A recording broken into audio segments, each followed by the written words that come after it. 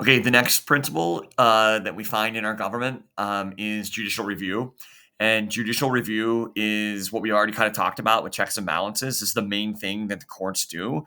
And it's exactly like the name implies. The court, the Supreme Court, the 9 individuals you see on the screen, they review all actions in this country and laws and make sure they don't go against the constitutional. They decide what is allowed and what is not. They review all of these actions and decisions, and they determine what's fair. So, just a couple examples. One that you may have known about that is related to our school.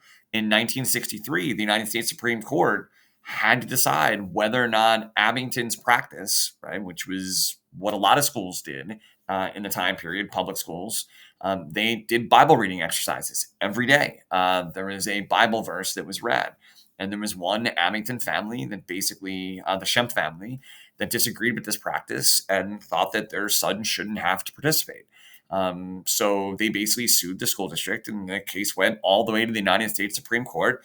And the Supreme Court ruled that a public school that is engaging in Bible reading exercises on a daily basis is violating the First Amendment rights of their students. So the Supreme Court stepped in and stopped Abington from doing that.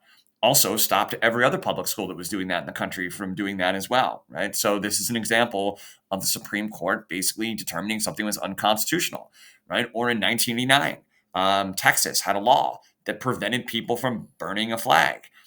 This individual here was arrested for violating that Texas law because he lit a flag on fire.